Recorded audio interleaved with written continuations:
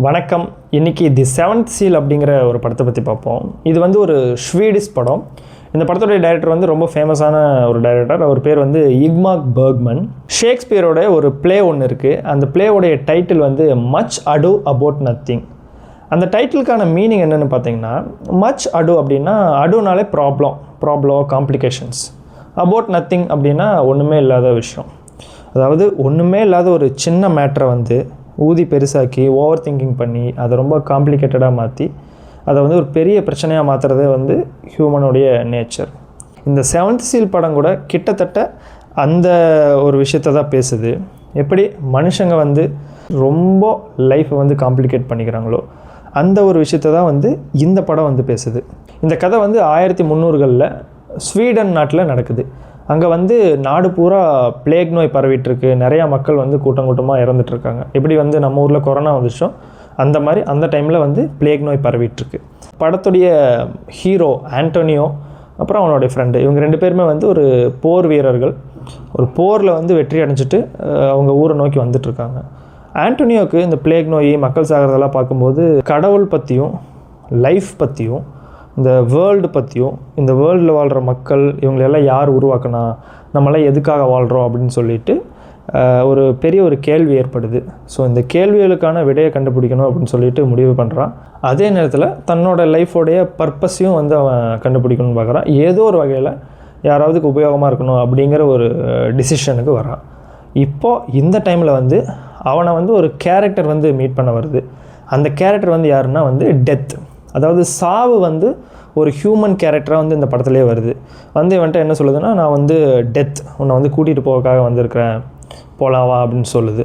அந்த டைமில் வந்து 2 பேருக்குள்ளே ஒரு சேலஞ்சு ஏற்படுது. என்னென்னா 2 பேர் வந்து செஸ் கேம் விளையாட போகிறாங்க. அந்த கேமில் ஆண்டோனியோ ஜெயிச்சிட்டா சாவு வந்து இவனை கூப்பிட்டு போக முடியாது, இவனுக்கு வந்து சாவே இல்லாமல் வாழலாம். அதே நேரத்தில் டெத் வந்து ஜெயிச்சிருச்சுன்னா அவனை கூப்பிட்டு போகும். But at the same time இந்த கேம் வந்து எவ்வளோ வருஷத்துக்கு நீடிக்குதோ, எவ்வளோ வருஷம் வந்து இந்த கேம் முடியாமல் அப்படி தொடர்ந்துகிட்டே இருக்குதோ அவ்வளோ வருஷம் வந்து ஆண்டோனியோ வாழலாம். ஸோ இவங்க வந்து இந்த கேம் ஸ்டார்ட் ஆகுது. அவங்க சோல்ஸ் வந்து கேமை விளையாடுது. அவங்க ஃபிசிக்கலாக வந்து 2 பேருமே வந்து ஒரு ஜேர்னி போகிறாங்க. அந்த ஜேர்னியில் வந்து நிறையா விதமான மக்களை மீட் பண்ணுறான். இது எல்லாமே வந்து அவனுக்கு வந்து லைஃப்பை பற்றின ஒரு புரிதல் ஏற்படுத்திச்சான் அப்படிங்கிறது தான் வந்து இந்த படத்துடைய மொத்த கதையுமே. இந்த படத்தில் வர்ற ஒவ்வொரு கேரக்டர்ஸுமே வந்து லைஃப்பை ஒவ்வொரு விதமாக பார்க்குது. ஆண்டோனியோ கேரக்டர் வந்து எந்த மாதிரின்னு பார்த்தோம்னா, நான் முன்னாடியே சொன்ன மாதிரி லைஃப்பில் சின்ன விஷயங்களை கூட ரொம்ப ஓவர் திங்கிங் பண்ணி காம்ப்ளிகேட் பண்ணிக்கிற மாதிரி ஒரு கேரக்டர் தான். அதே மாதிரி ஆண்டோனியோட ஃப்ரெண்டாக வர ஒரு கேரக்டர் வந்து எந்த மாதிரினா, லைஃப்பை பற்றின எந்த ஒரு ஐடியாவுமே இல்லை. இப்போது நேற்று என்ன நடந்துச்சுன்னு யோசிக்க மாட்டான், நாளைக்கு என்ன நடக்கும் அப்படின்னு யோசிக்க மாட்டான். ஜஸ்ட்டு அவன் வந்து ஃபாலோ பண்ணுற விஷயம் ஒன்று தான். என்னென்னா தான் வந்து மற்றவங்களுக்கு ஏதோ ஒரு வகையில் உதவிகரமாக இருக்கணும் அப்படிங்கிறது தான்.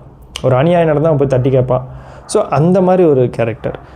அதுக்கப்புறம் படத்தில் வந்து ரொம்ப முக்கியமான கேரக்டர்ஸாக ஒரு 3 பேர் வராங்க. அவங்க தான் வந்து நம்ம ஹீரோவுக்கு ஒரு ரியலைசேஷன் வந்து படத்துடைய முடிவில் தருவாங்க. அவங்க யாருன்னு பார்த்தீங்கன்னா, ஒரு ஹஸ்பண்ட் அண்ட் ஒய்ஃப், அவங்க குழந்தை. ஹஸ்பண்ட் வந்து ஜோ, அவங்க அந்த ஒய்ஃப் பேர் வந்து மியா, அவங்க அதுக்கப்புறம் அவங்க குழந்தை. ஸோ இவங்க 2 பேர் யாருன்னா நாடக நடிகர்கள். இப்போ எப்படி லாக்டவுன் வந்தப்போ நம்ம ஊரில் வந்து சினிமா தியேட்டரில் திறக்க மாட்டாங்க, சினிமா பிஸ்னஸே இருக்காது அப்படிங்கிற ஒரு விஷயம் வந்து போய்ட்டுருந்தோம். அதே மாதிரி அந்த பிளேக் டைமில் அங்கே வந்து நாடகங்கள், ட்ராமா தியேட்டர்ஸ்லாம் இருக்கும். அது எல்லாமே க்ளோஸ் ஆகி இந்த நடிகர்கள் வந்து பெருசாக சாப்பாட்டுக்கே வழி இல்லாமல் ரொம்ப கஷ்டப்படுறாங்க. ஆனால் இந்த கேரக்டர்ஸ் வந்து எந்த மாதிரினா, பெருசாக வந்து எந்த விஷயத்தையும் வந்து ரொம்ப காம்ப்ளிகேட் பண்ணிக்க மாட்டாங்க. அந்தந்த மொமெண்ட்டில் ப்ரெசண்ட்டில் வாழ்வாங்க. தாங்கிட்ட என்ன இருக்கோ அதை வச்சு ரொம்ப சந்தோஷமாக இருந்துப்பாங்க. குறிப்பாக வந்து அவங்க ஹஸ்பண்ட் அண்ட் ஒய்ஃபு, அவங்க குழந்தைங்க ஒருத்தர் மேலே வந்து ரொம்ப பாசம் வச்சு ரொம்ப ஹாப்பியாக வாழ்ந்துட்டுருக்கிற பீப்புள். அதே மாதிரி டெத் வந்து மனுஷனுடைய வாழ்க்கையை வந்து ஒரு கேம் மாதிரி பார்க்குது. ஸோ அவனுக்கு கஷ்டத்தை கொடுத்து அவனை சாவடிக்கிறத வந்து ஜஸ்ட் அது ஒரு வீடியோ கேம் விளையாடுற மாதிரி அந்த டெத்து கேரக்டர் வந்து அதை ப்ளே பண்ணிகிட்ருக்கு. இது போக அந்த நாட்டோட மக்கள் வந்து எப்படி இருக்காங்கன்னா, ஒரு பெரிய அந்த பிளேக் அப்படிங்கிற ஒரு ஆபத்து வருது, நிறைய பேர் கூட்டமாக சாகிறாங்க. அது வந்து ஒரு பயத்தை க்ரியேட் பண்ணுது. அந்த பயம் அந்த மக்களை வந்து ஒரு முட்டாள்தனமான விஷயங்களை நோக்கி தான் நகர்த்துது.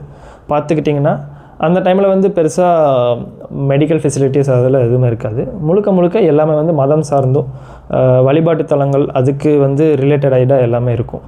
இப்போ அந்த மக்கள் வந்து இந்த பிளேக் நோயை என்னவா நினைக்கிறாங்கன்னா, அது வந்து கடவுளுடைய கோபமாக வந்து நினைக்கிறாங்க. கடவுள் வந்து கோபப்பட்டுட்டார், நம்மளாம் வந்து நிறையா பாவம் பண்ணிட்டோம், அதனால தான் வந்து இப்போ பிளேக் நோய் பரவுது அப்படிங்கிற அந்த ஒரு நம்பிக்கையை வந்து மக்கள் வந்து பயங்கரமாக வச்சுருக்காங்க. இது வந்து அவங்கள எந்த லெவலுக்கு எடுத்துகிட்டு போகுதுன்னா, அந்த நோயை தீர்க்கணும்னு சொல்லிட்டு அந்த ஊரில் இருக்கிற நிறையா பேரை வந்து உயிரோட பலி கொடுக்குற லெவலுக்கு அவங்கள மைண்டை மாற்றுது.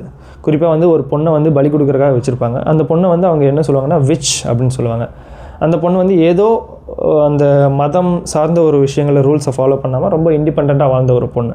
ஸோ இந்த மாதிரி வந்து இந்த பெண்கள்லாம் இருக்கனால தான் வந்து இந்த மாதிரி நோயெல்லாம் வந்திருக்குன்னு சொல்லிட்டு அவங்க பிலீஃப் வச்சு அவங்கள அந்த பொண்ணை வந்து கொல்லுவாங்க, பலியிடுவாங்க.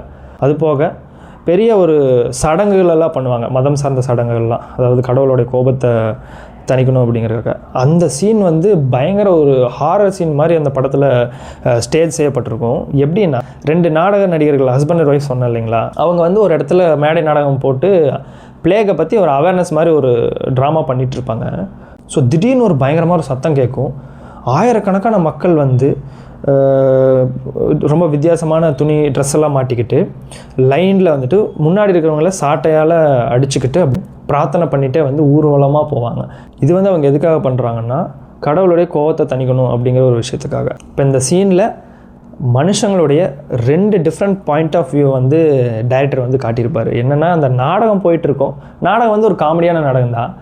ஸோ அது வந்து லைஃப்பை வந்து பெருசாக ரொம்ப கஷ்டப்படுத்திக்காமல் சும்மா ஜாலியாக சிம்பிளாக இருக்கணும் அப்படிங்கிற ஒரு விஷயம். அதே நேரத்தில் நோய்க்கான சரியான தீர்வை காணாமல் இந்த பக்கம் வந்து ஒரு நிறையா குரூப் ஆஃப் பீப்புள் வந்து லைஃப்பை ரொம்ப காம்ப்ளிகேட் பண்ணிக்கிட்டு ஒரு சொல்யூஷன் தேடாமல் இது எல்லாத்துக்கும் கடவுள் தான் காரணம் அப்படின்னு சொல்லிட்டு கடவுள் மேலே பழிய போட்டு ஒரு சடங்கை நடத்திட்டு இருப்பாங்க. ஸோ இந்த சீனில் வாழ்க்கையை பற்றி 2 டிஃப்ரெண்ட் பெர்ஸ்பெக்டிவ் வந்து எப்படி இருக்குது அப்படிங்கிற ஒரு விஷயம் வந்து தான் எனக்கு அந்த படத்தை பார்க்கும்போது தோணுச்சு. இன்னொரு சீனில் வந்து பார்த்திங்கன்னா, மதம் சார்ந்த தலைவர்கள் வந்து எப்படி பயத்தை வச்சு மனுஷங்களை வந்து ரூல் பண்ணுறாங்க அப்படிங்கிறது வந்து ரொம்ப அழகாக ஒரு சீனில் காட்டியிருப்பாங்க. என்னென்னா, ஹீரோ ஆண்டனியோட ஃப்ரெண்டு இன்னொரு வாரியர் வந்து மத வழிபாட்டு தளத்துக்குள்ளே வந்து போவான். அந்த வழிபாட்டு தளத்தில் வந்து ஒரு கலைஞர், ஒரு ஆர்டிஸ்ட் வந்து நிறையா பெயிண்டிங்ஸ் வரைஞ்சிட்டு கல்வெட்டுகள்லாம் செதுக்கிட்டு இருப்பார்.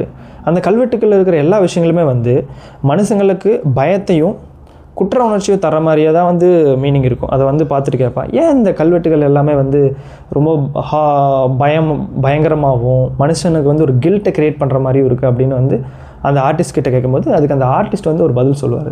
என்ன சொல்லுவார்னா, மனுஷனுக்கு குற்ற உணர்வும் பயமும் இருந்தால் மட்டும்தான் அவன் வந்து கடவுளை நோக்கி வருவான். இந்த 2மே இல்லாதவனுக்கு கடவுளே தேவையில்லை அப்படிங்கிற ஒரே ஒரு பதிலை சொல்லிவிட்டு அவர் வேலையை கண்டினியூ பண்ணுவார். ஸோ இந்த சீனில் வந்து நம்ம என்ன புரிஞ்சுக்கலான்னா, எப்படி வந்து மனுஷங்க வந்து பயத்தினாலேயும் இதனாலேயும் வந்து மதம் சார்ந்த தலைவர்களால் கட்டுப்படுத்தப்படுறாங்க அப்படிங்கிறத வந்து அப்போவே வந்து அந்த படத்தில் காட்டியிருப்பாங்க. ஸோ இப்படி தான் வந்து அந்த ஊரில் சுச்சுவேஷன் இருக்கும். ஹீரோ வந்து அந்த ஜேர்னி அப்படியே கண்டினியூ பண்ணுவான். டெத்து வந்து அவனை ஃபாலோ பண்ணிகிட்டே இருக்கும். அதே நேரத்தில் அவங்க சோல்ஸ் வந்து அந்த செஸ் கேமை விளாண்டுட்ருக்கும். ஸோ இப்போ இந்த ஹீரோ வந்து இந்த ஹஸ்பண்ட் அண்ட் ஒய்ஃப் இருக்காங்க இல்லையா, அந்த நாடக நடிகர் ஜோ அண்ட் மியா, அவங்க 2 பேரையும் வந்து மீட் பண்ணுற ஒரு சீன் வரும். அந்த சீன் தான் வந்து படத்துலேயே ரொம்ப ரொம்ப முக்கியமான ஒரு சீன். அந்த ஜோ, அந்த ஹஸ்பண்ட் வந்து தூங்கி எந்திரிச்சு வெளியே வருவார். அவருடைய நடை உடை பாவனை எல்லாமே வந்து ஒரு நடிகன் மாதிரி தான் இருக்கும். பயங்கர ட்ராமாட்டிக்காக பிஹேவ் பண்ணுவார். ஆனால் வந்து பிளேக் நோய் பரவிட்டு இருக்கனால அவங்களுக்கு பெருசாக வருமானம்லாம் இருக்காது, சாப்பாட்டுக்கு பெருசாக வழி இருக்காது, தண்ணியும் பாலும் இதுதான் குடிச்சிருப்பாங்க.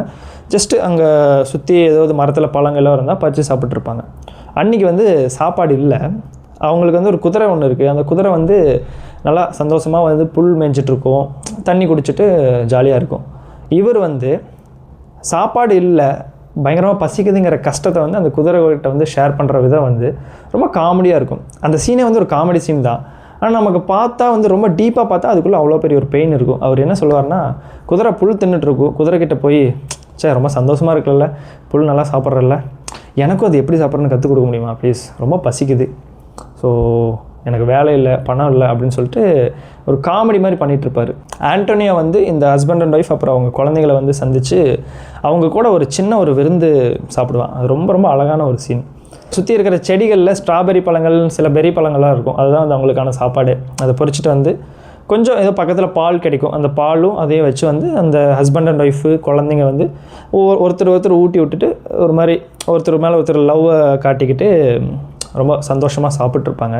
அதை வந்து ஆண்டனியோவுக்கும் பசி தான், தூரத்துலேருந்து அவன் பார்த்துட்ருப்பான். இந்த ஒய்ஃப் கேரக்டர் மியா வந்து ஆண்டனியோ அங்கே கூப்பிடுவாங்க. ஆண்டனியோ அவங்க கிட்ட போவான், போய் அவங்க பக்கத்தில் உட்காருவான். அவங்கள பார்த்த உடனே ஆண்டனியோவுக்கு வந்து ரொம்ப பிடிச்சி போயிடும். அவங்க வந்து ஆண்டனியோவுக்கு கொஞ்சம் ஃபுட்டு ஷேர் பண்ணுவாங்க, பால் வந்து கொடுப்பாங்க. சாப்பிடும்போது அவங்கள நோட்டீஸ் பண்ணுவான், அவங்க வந்து எவ்வளோ ஹாப்பியாக இருப்பாங்க, எவ்வளோ சந்தோஷமாக இருக்காங்க, ஒருத்தர் மேலே ஒருத்தர் எவ்வளோ பாசமாக இருக்காங்க அப்படிங்கிற ஒரு விஷயத்தை வந்து நோட்டீஸ் பண்ணுவான். அதே நேரத்தில் பசியோடு இருந்த தனக்கு அவங்கக்கிட்ட கொஞ்சமாக இருந்த சாப்பாடு கூட ஷேர் பண்ணிக்கிறாங்களே அப்படிங்கிற ஒரு விஷயத்த அவன் யோசிக்கும் போது அவனுக்கு வந்து ஒரே ஒரு விஷயந்தான் ரியலைஸ் ஆகும். ஸோ லைஃப் வந்து ரொம்ப நம்ம டீப்பாக திங்க் பண்ணி காம்ப்ளிகேட் பண்ணிக்கக்கூடிய ஒரு விஷயம் கிடையாது.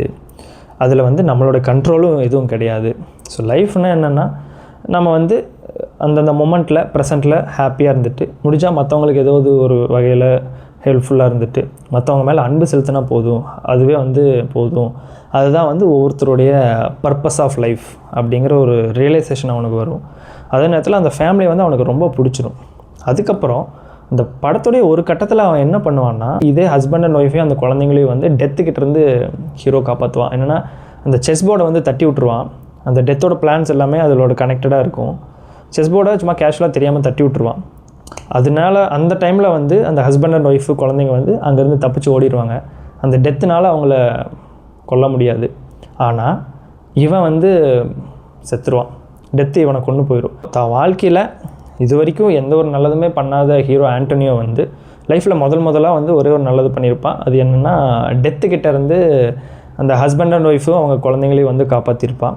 அப்போ அவனுக்கு ரியலைஸ் ஆகிருக்கு, ஓகே நான் லைஃப்பில் ஏதோ ஒரு விஷயம் நான் பண்ணிட்டேன், நல்லது பண்ணிட்டேன் அப்படிங்கிற அந்த ரியலைசேஷனோட, அந்த ஹாப்பினஸோட அவன் வந்து டெத்துக்கிட்ட தோற்றுருவான். இந்த படம் வந்து எனக்கு முறை பார்க்கும்போது பெருசாக எதுவும் புரியல, ஆனால் ஏதோ ஒரு விஷயம் வந்து இன்ட்ரெஸ்டிங்காக பட்டுச்சு.